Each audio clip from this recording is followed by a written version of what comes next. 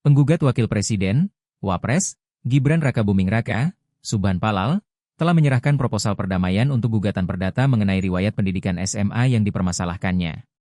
Proposal ini diserahkan Subhan kepada para kuasa hukum para tergugat, yaitu Gibran dan Komisi Pemilihan Umum, KPU, RI, dalam mediasi kedua di Pengadilan Negeri Jakarta Pusat, pada Senin, 6 Oktober 2025.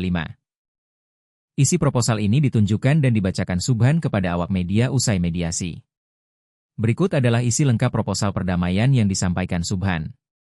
Terkait dengan mediasi dalam perkara nomor 583 PDTG 2025 PN Jakarta PST, dengan pertimbangan bahwa unsur perbuatan melawan hukum berdasarkan pasal 1365 KUH Perdata yang dilakukan oleh para tergugat telah terpenuhi dengan bukti yang sangat melimpah.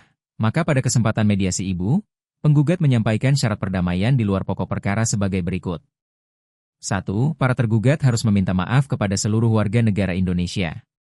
2. Para tergugat harus menyatakan mundur dari jabatannya masing-masing saat ini. Jika kedua syarat tersebut dapat dipenuhi oleh para tergugat, maka gugatan akan dicabut oleh penggugat. Namun, jika perdamaian ini tidak dapat dilaksanakan karena para tergugat tidak memenuhi syarat perdamaian dimaksud, maka penggugat mempertimbangkan untuk mengambil upaya hukum ultimatum remedium. Subhan menegaskan, dalam gugatan ini ia tidak lagi meminta uang ganti rugi seperti yang disampaikan dalam petitum awal.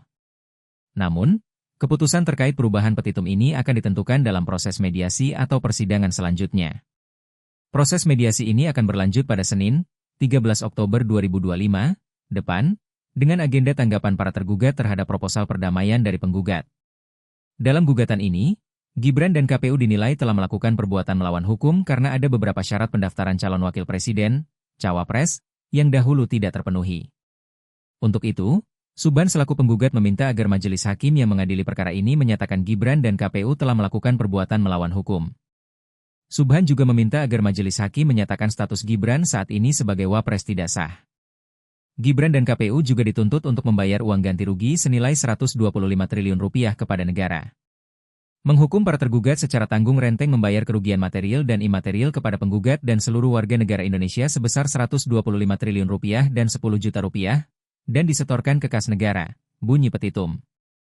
Download Tribun X sekarang, menghadirkan lokal menjadi Indonesia.